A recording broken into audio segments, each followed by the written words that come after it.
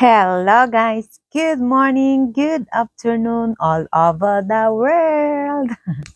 For this video guys is another day, another yaw na naman tayo. Yes guys, late na ito siya pero gusto ko lang i-share sa inyo kasi nga medyo nakasubaybay kayo nung last December nung nag-starting ako ng 3 AM dahil dun sa simbang gabi na bentahan.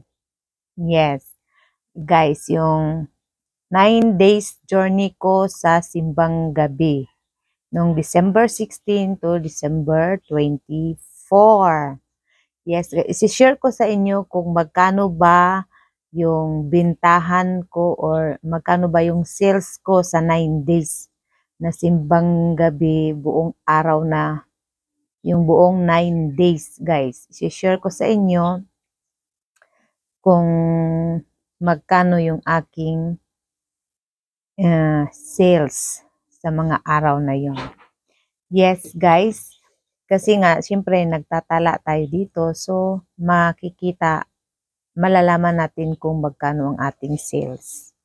Dito sa aking tindahan is, alam nyo naman, is malapit ako sa school. Pero, marami din akong mga katabi na mga tindahan guys. Kaya kailangan talaga sa isang dito sa akin is kailangan magsipag, magtiyaga sa pagtitinda para kahit papaano is meron kang income o sales sa araw-araw.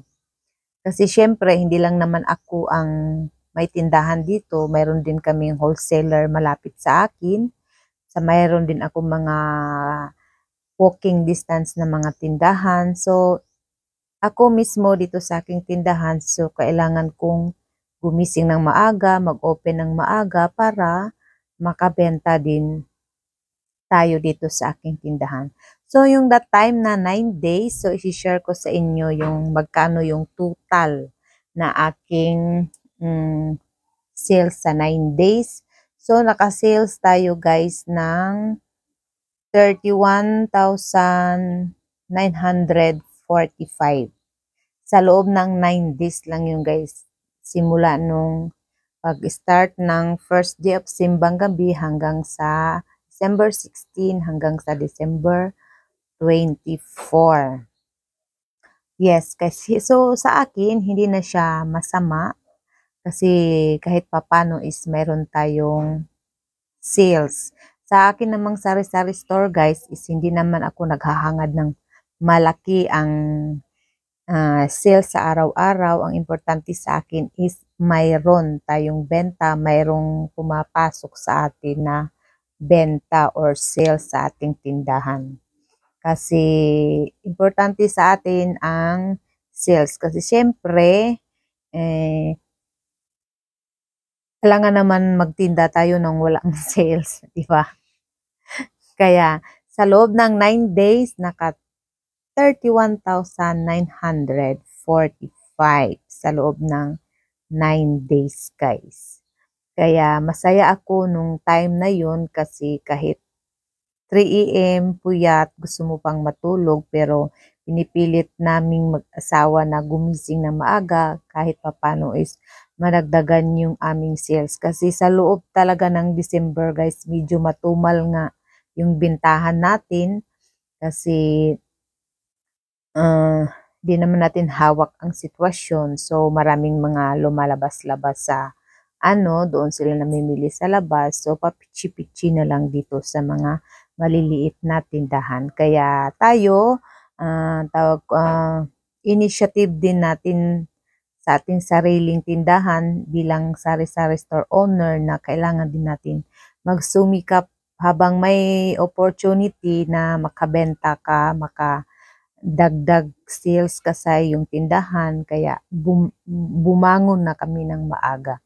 Kasi 3 AM, marami nang dumadaan dito kasi nga magsisimbang gabi 4 AM ang start hanggang 5 AM.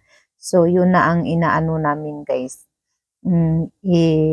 Barang salubong para kahit papano is may dagdag sales tayo sa ating tindahan. Kasi walang pasok sa school kasi Christmas break ng mga bata. So, kailangan natin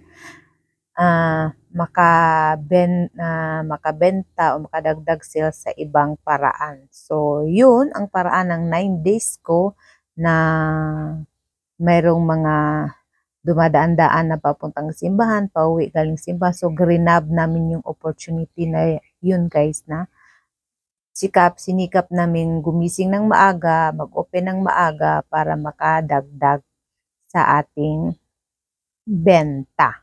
Kaya yung mag-start pa lang ng sari-sari store, so guys, sa isang pagninegosyo, sa isang pagtitinda is kailangan lang talaga sipag, tiyaga, determinasyon at dasal at paniniwala sa Diyos. Nga bigyan ka ng malusog na pangatawan, na sipag sa araw-araw, tiyaga ka sa mga piso-piso na pumapasok sa iyong pagtitinda, sa iyong mga benta or kita. Tiyagaan lang talaga guys kasi yun nga sabi, pag may tiyaga, may nilaga. Kaya yan guys, yan lang yung isi-share ko sa 9 days sales ko sa simbang gabi, sa araw ng simbang gabi dito sa aking munting tindahan. I-share ko lang sa inyo guys para at least kahit papano kung malapit kayo sa simbahan, kung mayroon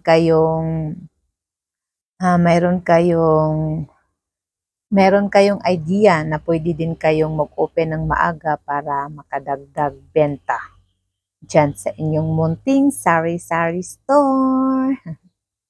Thank you for watching guys. God bless us all and have a good time. Bye-bye.